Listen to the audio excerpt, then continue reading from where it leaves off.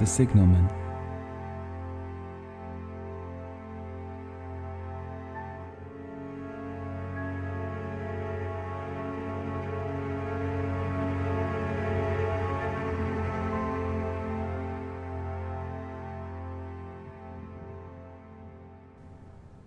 "Hello, below there!"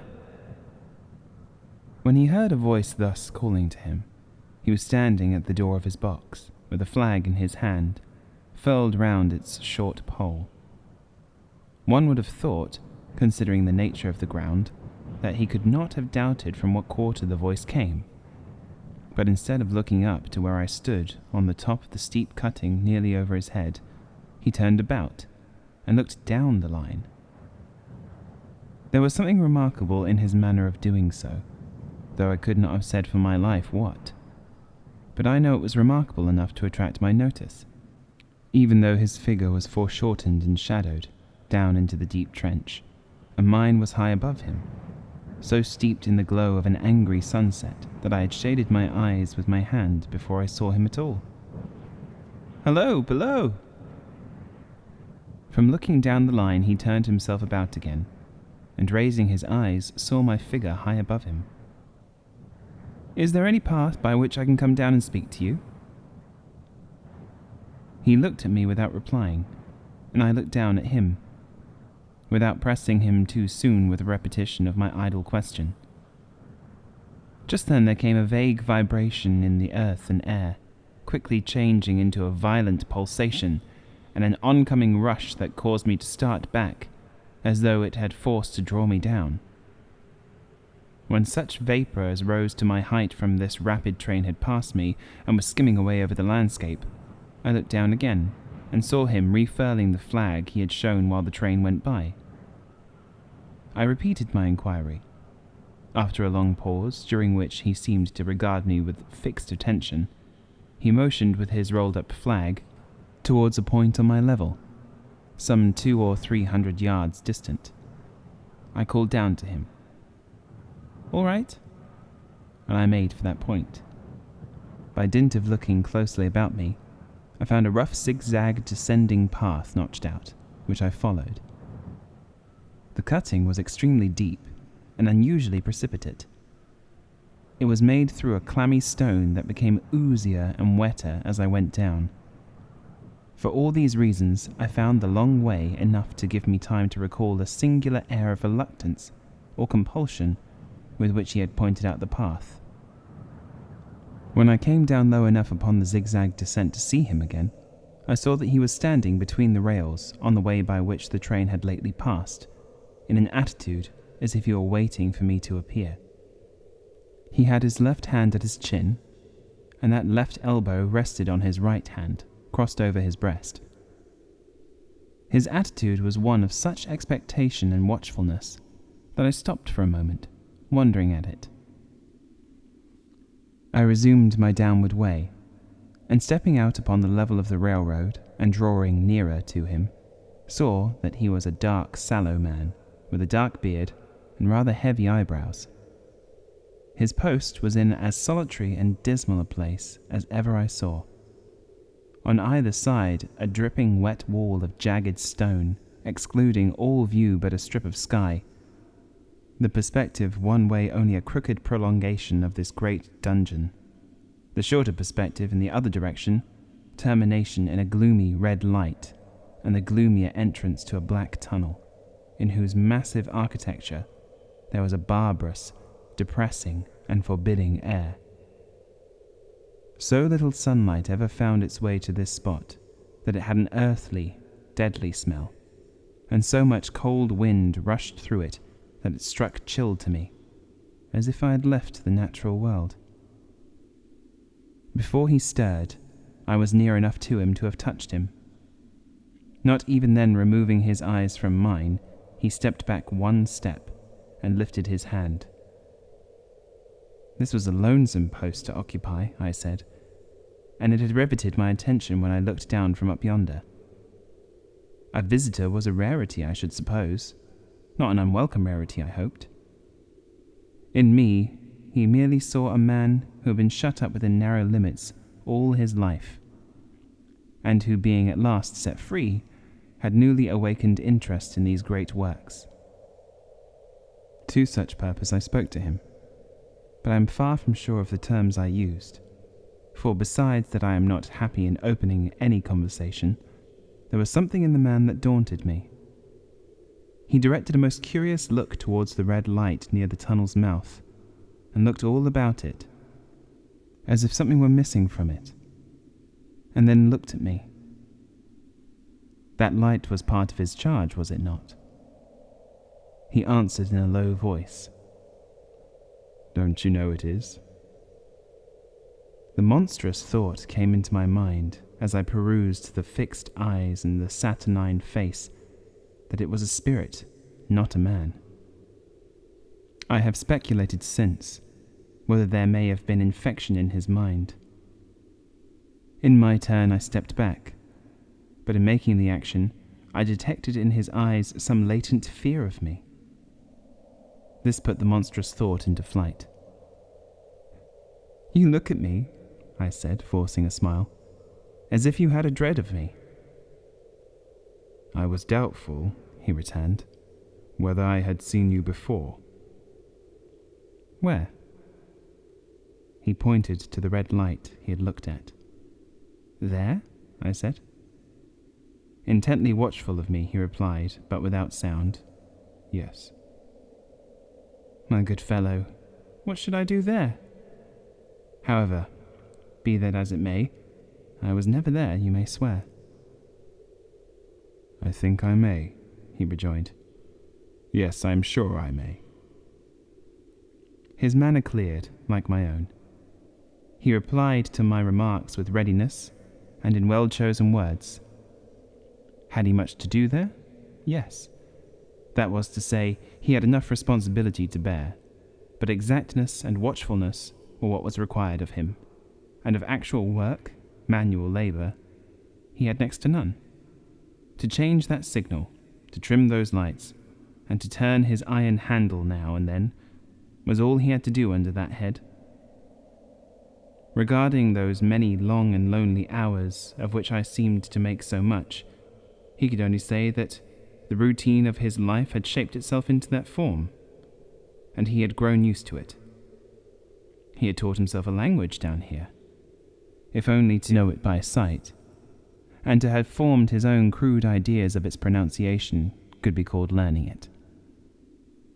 He had also worked at fractions and decimals, and tried a little algebra, but he was, and had been as a boy, a poor hand at figures. Was it necessary for him, when on duty, always to remain in that channel of damp air? And could he never rise into the sunshine from between those high stone walls? Why, that would depend on times and circumstances. Under some conditions there would be less upon the line than under others, and the same held good as to certain hours of the day and night. In bright weather, he did choose occasions for getting a little above these lower shadows, but being at all times liable to be called by his electric bell, and at such time listening for it with redoubled anxiety, the relief was less than I would suppose. He took me into his box, where there was a fire, a desk for an official book in which he had to make certain entries, a telegraphic instrument with its dial, face and needles, and the little bell of which he had spoken. On my trusting that he would excuse the remark that he had been well educated, and, I hoped I might say without offence, perhaps educated above the station, he observed that instances of slight incongruity in such wise would rarely be found wanting among large bodies of men, that he had heard it was so in workhouses, in the police force, even in that last desperate resource, the army, and that he knew it was so, more or less, in any great railway staff. He had been when young, if I could believe it, sitting in that hut, he scarcely could, a student of natural philosophy, and had attended lectures, but he had run wild, misused his opportunities, gone down and never risen again. He had no complaint to offer about that. He had made his bed, and he lay upon it. It was far too late to make another. All that I have here condensed he said in a quiet manner, with his grave, dark regards divided between me and the fire. He threw in a word, sir, from time to time, and especially when he referred to his youth, as though to request me to understand that he claimed to be nothing but what I found him. He was several times interrupted by the little bell, and had to read off messages and send replies. Once he had to stand without the door, and display a flag as a train passed, and make some verbal communication to the driver. In the discharge of his duties, I observed him to be remarkably exact and vigilant, breaking off his discourse at a syllable, and remaining silent until what he had to do was done. In a word, I should have sent this man down as one of the safest men to be employed in that capacity, but for the circumstance that, while he was speaking to me, he twice broke off with a fallen colour, turned his face towards the little bell when it did not ring, opened the door of the hut, which was kept shut to exclude the unhealthy damp, and looked out towards the red light near the mouth of the tunnel. On both of those occasions, he came back to the fire with the inexplicable air upon him, which I had remarked, without being able to define, when we were so far asunder. Said I, when I rose to leave him, "You almost make me think that I have met with a contented man." I am afraid I must acknowledge that I said it to lead him on. "I believe I used to be so," he rejoined, in the low voice in which he had first spoken. "But I am troubled, sir. I am troubled." He would have recalled the words if he could. He had said them, however, and I took them up quickly. "With what? What is your trouble?"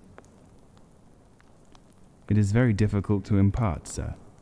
It is very, very difficult to speak of. If ever you make me another visit, I will try to tell you." "But I expressly intend to make you another visit. Say, when shall it be?" "I go off early in the morning, and shall be on again at 10 tomorrow night, sir." "I will come at 11. He thanked me, and went out at the door with me. "I'll show you my white light, sir," he said in his peculiar low voice, "till you have found the way up. When you have found it, don't call out. And when you are at the top, don't call out." His manner seemed to make the place strike colder to me, but I said no more than, "Very well. And when you come down tomorrow night, don't call out. Let me ask you a parting question. What made you cry, 'Hello, below there,' tonight?" "Heaven knows," said I. "I cried something to that effect." "Not to that effect, sir. Those were the very words. I know them well." "I admit those were the very words. I said them, no doubt, because I saw you below." "For no other reason." "What other reason could I possibly have?" "You had no feeling that they were conveyed to you in any supernatural way?" "No." He wished me good night and held up his light. I walked by the side of the down line of rails, with a very disagreeable sensation of a train coming behind me, until I found the path. It was easier to mount than to descend, and I got back to my inn without any adventure. Punctual to my appointment, I placed my foot on the first notch of the zigzag next night, as the distant clocks were striking 11. He was waiting for me at the bottom, with his white light on. "I have not called out," I said, when we came close together. "May I speak now?" "By all means, sir." "Good night, then, and here's my hand." "Good night, sir, and here's mine." With that, we walked side by side to his box, entered it, closed the door, and sat down by the fire. "I have made up my mind, sir," he began, bending forward as soon as we were seated, and speaking in a tone but a little above a whisper, "that you shall not have to ask me twice what troubles me. I took you for someone else yesterday evening. That troubles me." "That mistake?" "No, that's someone else." "Who is it?" "I don't know." "Like me?" "I don't know. I never saw the face.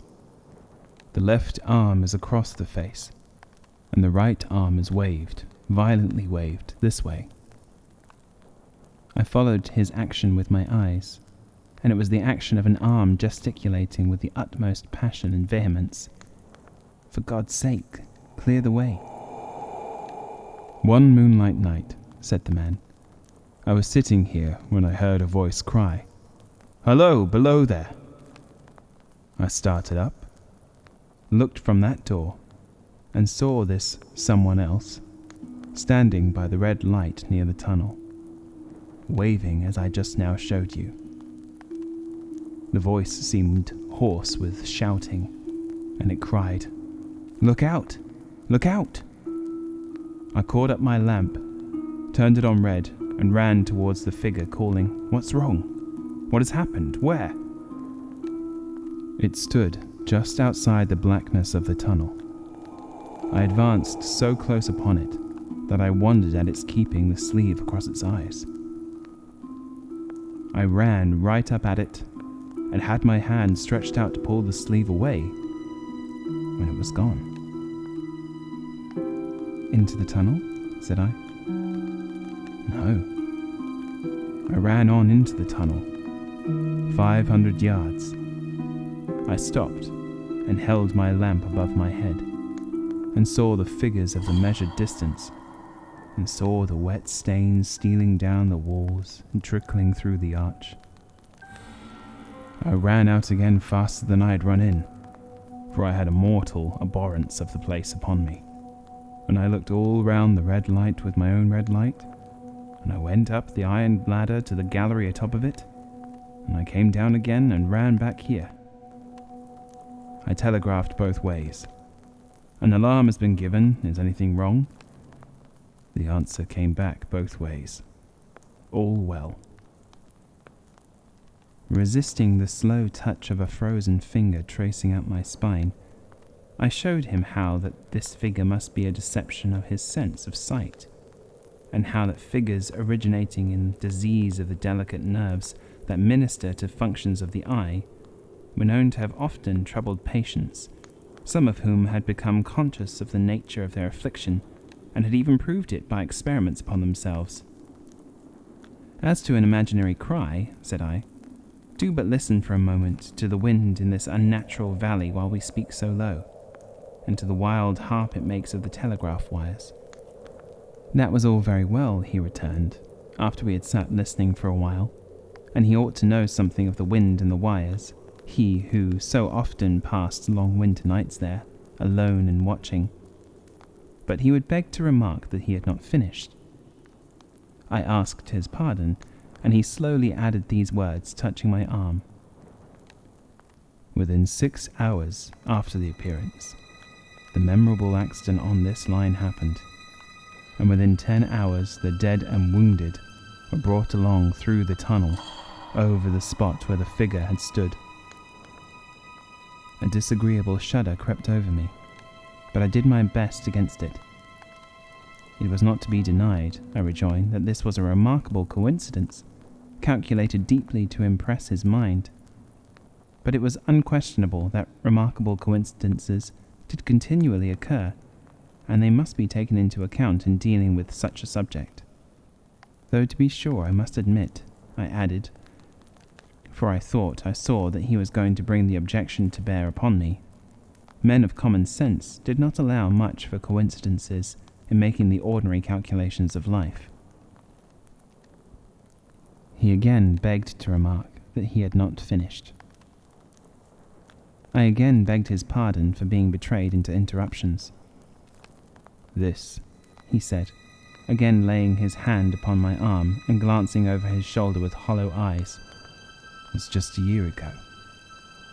6 or 7 months passed, and I had recovered from the surprise and shock, when one morning, as the day was breaking, I, standing at the door, looked towards the red light and saw the spectre again.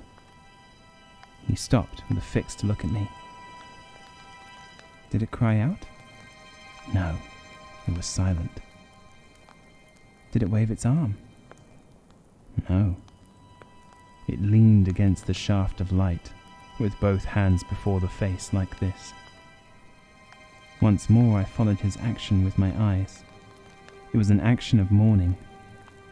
I have seen such an attitude in stone figures on tombs. Did you go up to it?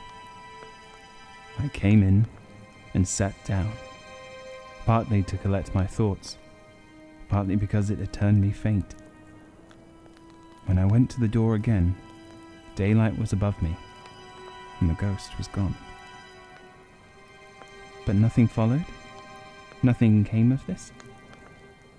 He touched me on the arm with his forefinger twice or thrice, giving a ghastly nod each time. That very day, as a train came out of the tunnel, I noticed, at a carriage window on my side, what looked like a confusion of hands and heads, and something waved. I saw it just in time to signal the driver, "Stop!" He shut off and put his brake on, but the train drifted past here 150 yards or more. I ran after it, and as I went along, heard terrible screams and cries. A beautiful young lady had died instantaneously in one of the compartments, and was brought in here, and laid down on this floor between us. Involuntarily I pushed my chair back, as I looked from the boards at which he pointed to himself. True, sir, true. Precisely as it happened, so I tell it you. I could think of nothing to say, to any purpose, and my mouth was very dry. The wind in the wires took up the story with a long, lamenting wail. He resumed, "Now, sir, mark this, and judge how my mind is troubled. The spectre came back a week ago. Ever since it has been there, now and again by fits and starts. At the light? At the danger light. What does it seem to do?" He repeated, if possible, with increased passion and vehemence, that former gesticulation of, "For God's sake, clear the way." Then he went on, "I have no peace or rest for it. It calls to me, for many minutes together in an agonized manner. 'Below there, look out!' It stands waving to me. It rings my little bell." I caught at that. "Did it ring your bell yesterday evening when I was here and you went to the door?" "Twice." "Why, see," said I, "how your imagination misleads you. My eyes were on the bell, and my ears were open to the bell. And if I am a living man, it did not ring at those times. No, nor any other time, except when it was rung in the natural course of physical things by the station communicating with you." He shook his head. "I have never made a mistake as to that yet, sir. I have never confused the spectre's ring with the man's. The ghost's ring is a strange vibration in the bell that derives from nothing else, and I have not asserted that the bell stirs to the eye. I don't wonder that you failed to hear it, but I heard it." "And did the spectre seem to be there when you looked out?" "It was there." "Both times?" He repeated firmly, "Both times." "Will you come to the door with me and look for it now?" He bit his underlip, as though he were somewhat unwilling, but arose. I opened the door and stood on the step, while he stood in the doorway. There was the danger light. There was the dismal mouth of the tunnel. There were the high, wet stones of the cutting. There were the stars above them. "Do you see it?" I asked him, taking particular note of his face. His eyes were prominent and strained, but not very much more so, perhaps, than my own had been when I had directed them earnestly towards the same spot. "No," he answered. "It's not there." "Agreed," said I. We went in again, shut the door, and resumed our seats. I was thinking how best to improve this advantage, if it might be called one, when he took up the conversation in such a matter-of-course way, so assuming that there could be no serious question of fact between us, that I felt myself placed in the weakest of positions. "By this time you will fully understand, sir," he said, "that what troubles me so dreadfully is the question, what does the spectre mean?" I was not sure, I told him, that I did fully understand. "What is its warning against?" he said, ruminating with his eyes on the fire, and only by times turning them on me. "What is the danger? Where is the danger? There is danger overhanging somewhere on the line. Some dreadful calamity will happen. It is not to be doubted this third time, after what has gone before. But surely this is a cruel haunting of me. What can I do?" He pulled out his handkerchief and wiped the drops from his heated forehead. "If I telegraph danger on either side of me, or on both, I can give no reason for it," he went on, wiping the palms of his hands. "I should get into trouble and do no good. They would think I was mad. This is the way it would work. Message, danger, take care. Answer, what danger, where? Message, don't know, but for God's sake, take care. They would displace me. What else could they do?" His pain of mind was most pitiable to see. It was the mental torture of a conscientious man, oppressed beyond endurance by an unintelligible responsibility involving life. "When it first stood under the danger light," he went on, putting his dark hair back from his head and drawing his hands outward and across his temples in an extremity of feverish distress, "why not tell me where that accident was to happen, if it might happen? Why not tell me how it could be averted, if it could have been averted? When on its second coming it hid its face, why not tell me instead, if she is going to die, let them keep her at home? If it came on those two occasions only to show me that its warnings were true, and so prepare me for the third, why not warn me plainly now? And I, Lord help me, a mere poor signalman on this solitary station. Why not go to somebody with credit to be believed and power to act?" When I saw him in this state, I saw that for the poor man's sake, as well as for the public safety, what I had to do for the time was to compose his mind. Therefore, setting aside all question of reality or unreality between us, I represented to him that whoever thoroughly discharged his duty must do well, and that at least it was his comfort that he understood his duty, though he did not understand these confounding appearances.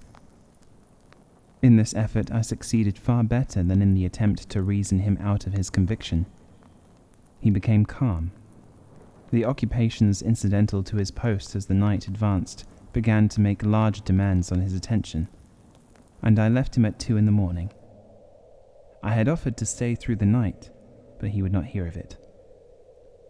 That I more than once looked back at the red light as I ascended the pathway, that I did not like the red light, and that I should have slept but poorly if my bed had been under it, I see no reason to conceal. Nor did I like the two sequences of the accident and the dead girl. I see no reason to conceal that either. But what ran most in my thoughts was the consideration how ought I to act, having become the recipient of this disclosure. I had proved the man to be intelligent, vigilant, painstaking, and exact. But how long might he remain so in his state of mind? Though in a subordinate position, still he held a most important trust. And would I, for instance, like to stake my own life on the chances of his continuing to execute it with precision? Unable to overcome a feeling that there would be something treacherous in my communicating what he had told me to his superiors in the company, without first being plain with himself and proposing a middle course to him, I ultimately resolved to offer to accompany him, otherwise keeping his secret for the present, to the wisest medical practitioner we could hear of in those parts, and to take his opinion. A change in his time of duty would come round next night, he had appraised me, and he would be off an hour or two after sunrise, and on again soon after sunset. I had appointed to return accordingly. Next evening was a lovely evening, and I walked out early to enjoy it. The sun was not quite down when I traversed the field path near the top of the deep cutting. I would extend my walk for an hour, I said to myself, half an hour on and half an hour back, and it would then be time to go to my signalman's box. Before pursuing my stroll, I stepped to the brink and mechanically looked down from the point from which I had first seen him. I cannot describe the thrill that seized me when at the close of the mouth of the tunnel I saw the appearance of a man with his left sleeve across his eyes, passionately waving his right arm. The nameless horror that oppressed me passed in a moment, for in a moment I saw this appearance of a man was a man indeed, and that there was a little group of other men, standing at a short distance, to whom he seemed to be rehearsing the gesture he made. The danger light was not yet lighted. Against its shaft, a little low hut entirely new to me had been made of some wooden supports and tarpaulin. It looked no bigger than a bed. With an irresistible sense that something was wrong, with a flashing, self-reproachful fear that fatal mischief had come of my leaving the man there and causing no one to be sent to overlook or correct what he did, I descended the notched path with all the speed I could make. "What is the matter?" I asked the men. "Signalman killed this morning, sir." "Not the man belonging to that box?" "Yes, sir." "Not the man I know?" "You will recognize him, sir, if you knew him," said the man who spoke for the others, solemnly uncovering his own head and raising an end of the tarpaulin, for his face is quite composed. "Oh, how did this happen? How did this happen?" I asked, turning from one to another as the hut closed in again. "He was cut down by an engine, sir. No man in England knew his work better, but somehow he was not clear of the outer rail. It was just at broad day. He had struck the light and had the lamp in his hand. As the engine came out of the tunnel, his back was towards her, and she cut him down. That man drove her, and was showing how it happened. Show the gentleman, Tom." The man, who wore a rough, dark dress, stepped back to his former place at the mouth of the tunnel. "Coming round the curve in the tunnel, sir," he said. "I saw him at the end, like as if I saw him down a perspective glass. There was no time to check speed, and I knew him to be very careful. As he didn't seem to take heed of the whistle, I shut it off when we were running down upon him, and called to him as loud as I could call." "What did you say?" I said, "Below there! Look out! Look out! For God's sake, clear the way!" I started. It was a dreadful time, sir. I never left off calling to him. I put this arm before my eyes not to see, and I waved this arm to the last, but it was no use. Without prolonging the narrative to dwell on any one of its curious circumstances more than on any other, I may, in closing it, point out the coincidence that the warning of the engine driver included not only the words which the unfortunate signalman had repeated to me as haunting him, but also the words which I myself, not he, had attached, and that only in my own mind, to the gesticulation he had imitated.